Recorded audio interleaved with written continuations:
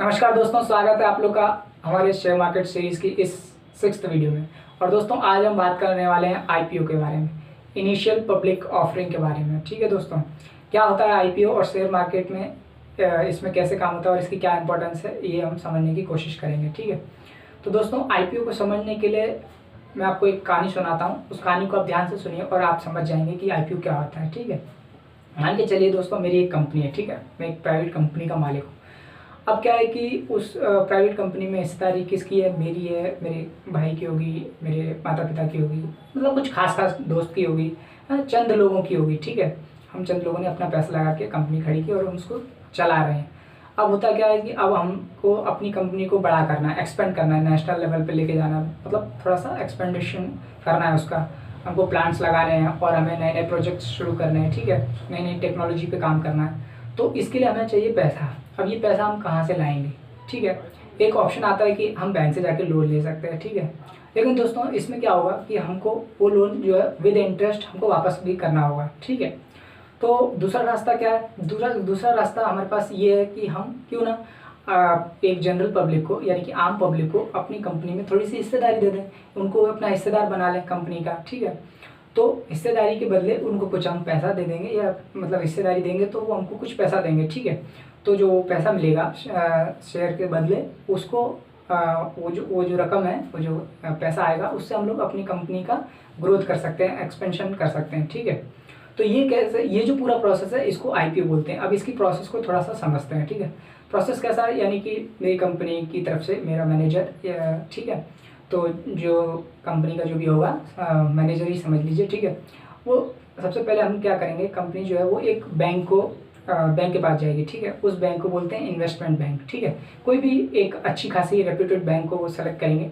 और वो बैंक क्या करेगी, हमारी कंपनी का वैल्यूएशन करेगी। ठीक है, वो पूरा प्रोसेस के साथ कि हमारी कंपनी की एग्जैक्ट वैल्यू कितनी है। ठीक है, पूरा एसेट वैल्यू, जो हमारा बिजनेस पूरा जो भी है, ठीक है, उसको काउंट करके वो एक वैल्यूएशन निकालेगी कि आपकी कंपनी की जो है इतनी वैल्यू निकल रही है। ठीक है, तो इसके बाद क्या होता है कि हम लोग डिसाइड करते हैं कि कितना स्टेक, मतलब हमारी जो कंपनी है उसमें से कितना % हिस्सेदारी हमको जनता के लिए खोलनी है, पब्लिक के लिए खोलनी है। ठीक है, और कितने नंबर ऑफ़ शेयर्स हमको इशू करने हैं और कितने करोड़ों का हमको ये आईपीओ निकालना है। ठीक है, तो इस तरीके के कुछ डिसाइड किए जाते हैं और उसके बाद जो है और इसी प्रोसेस में हम लोग वो कंपनी जो है वो वैल्यूएशन, मतलब बैंक जो है वो वैल्यूएशन के हिसाब से कंपनी के प्राइस बैंड, शेयर का प्राइस बैंड निकालती है। ठीक है, कि हमारी कंपनी का जब शेयर लिस्ट होगा स्टॉक एक्सचेंज के ऊपर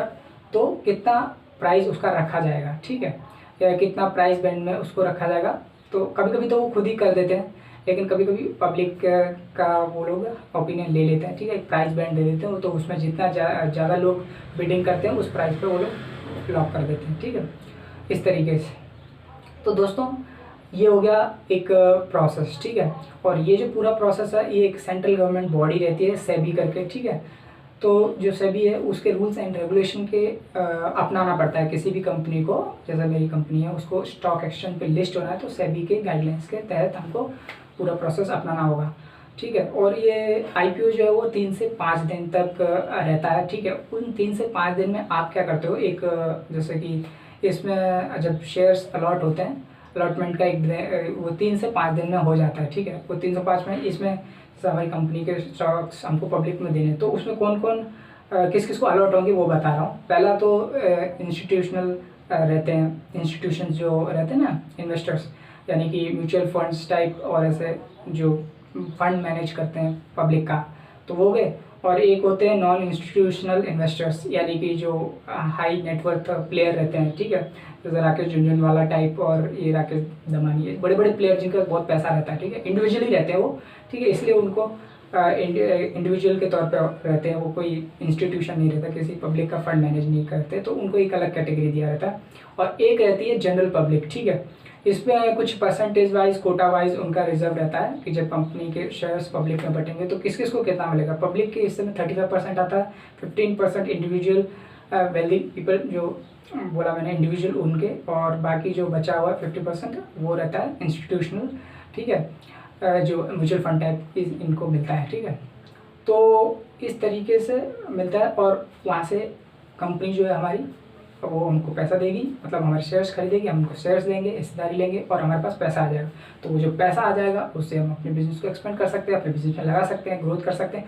तो लोगों का भी इसमें ट्रस्ट होता है, इसलिए वो लोग हमारी कंपनी के शेयर्स खरीदते हैं। वो लोग जैसे हम उनको पता है कि अगर हमारी कंपनी बढ़ेगी तो हमारे शेयर की वैल्यू बढ़ेगी और इस तरीके से उनकी पोर्टफोलियो की वैल्यू बढ़ेगी, इसलिए वो लोग हमसे हमारी कंपनी के जो है स्टॉक मतलब खरीदते हैं, शेयर्स खरीदते हैं। ठीक है, शेयर खरीदने का इस तरीके को ही आईपीओ वगैरह कहते हैं। ठीक है, जैसे मान लीजिए मुझे जब पैसे की ज़रूरत पड़ी तो मैं एक अपनी कंपनी का आईपीओ निकालूंगा, यानी कि अपनी कंपनी के कुछ हिस्सेदारी पब्लिक में बांटना, स्टॉक एक्सचेंज पे लिस्ट करने से पहले उसको हम लोग आईपीओ बोलते हैं। ठीक है, और इस प्रोसेस को पूरा आईपीओ बोलते हैं। ठीक है, अब आपको समझ में आ गया होगा।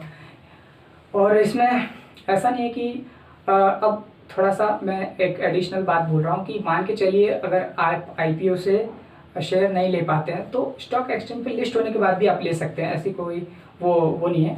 लेकिन ये है कि स्टॉक एक्सचेंज पे बाद में आपको क्या है वो जो प्राइस होगा उस पर लेना पड़ेगा। लेकिन क्या है कि आईपीओ में जब आप अप्लाई करते हो तो क्या डिस्काउंट रेट में भी मिल जाते हैं। ठीक है, और जैसे ही वो लिस्ट होता है तो अगर वो बढ़ता है तो आपको वो प्रॉफिट मिल जाता है। ठीक है, और लेकिन अगर वो नीचे गया तो थोड़ा सा लॉस भी हो सकता है, इसलिए आप जिस पर भरोसा होता है उसी का आईपीओ पे लोग लेना पसंद करते हैं। दोस्तों, अगर आप आईपीओ की प्रोसेस में भाग लेना चाहते हैं तो आप क्या कीजिए, किसी भी कंपनी का जब आईपीओ निकलता है तो आप अपना एप्लीकेशन डाल सकते हैं और आज के ज़माने में बहुत ईजी है। आप बस आपका ब्रोकर ही आपके लिए कर देगा। ठीक है, यूपीआई के ज़रिए आप उतना अमाउंट जो है वो उसमें आप डाल दीजिए, आपका ब्रोकर आपके लिए कर देगा। ठीक है, उधर ऑप्शन रहता है और आपको बस पैसे जमा करने होते हैं। ठीक है, हाँ तो दोस्तों एक और बात करना चाहूँगा मैं आईपीओ के बारे में। देखिए दोस्तों, आईपीओ में जो शेयर्स हैं वो लॉट में मिलते हैं, आपको सिंगल 2 4 5 ऐसे नहीं मिलेंगे। जो कंपनी लॉट डिसाइड करेगी, जैसे 50 का हो गया या 100 का हो गया, उसी लॉट में या उसके मल्टीपल में आपको खरीदना पड़ेगा। जैसे मान के चलिए 50 शेयर का एक लॉट बनना दिया तो आपको पूरा लॉट लेना होगा, या फिर 50 की जगह उसको गुणा करते जाओ 100 150 200 इस तरीके से आपको लेना होगा। और इसमें जो अगर आप रकम की बात करें तो मान लीजिए कि वो आईपीओ के साइज़ पे डिपेंड करता है और वो जो शेयर मतलब जो साइज़ जो मतलब शेयर का जो प्राइस है उस पर डिपेंड करता है बड़ा।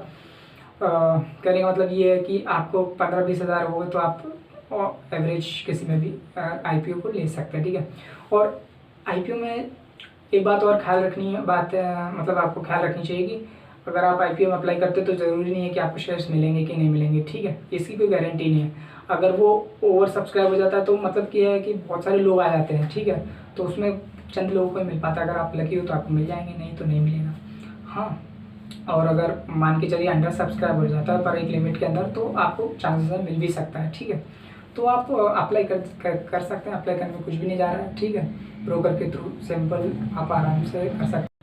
तो ठीक है दोस्तों, आज के इस वीडियो में मैंने पूरी कोशिश की आपको आईपीओ समझाने की, और फिर भी हम आगे भविष्य में कुछ और क्लियरिटी के साथ आपको समझाते रहेंगे। अगर नहीं समझ में आया, कुछ भी समझ में नहीं आया तो कमेंट्स कर सकते हैं। ठीक है, और अभी तक अगर आपने डीमैट अकाउंट नहीं बनाया तो आप मैंने डिस्काउंट ब्रोकर्स के लिंक दिए हैं, आप उसमें क्लिक कीजिए और अपना अकाउंट बनाइए और वहाँ से आप इन्वेस्टमेंट कर सकते हैं म्यूचुअल फंड में, स्टॉक्स में, गोल्ड में और ईटीएफ वगैरह और जितने भी टाइप के इन्वेस्टमेंट रहते हैं आप आईपीओ के लिए भी इन्वेस्टमेंट कर सकते हैं। ठीक है, तो आज के लिए इतना ही। तब तक के लिए आप खुश रहिए, स्वस्थ रहिए एंड ग्रो विथ सीड्स।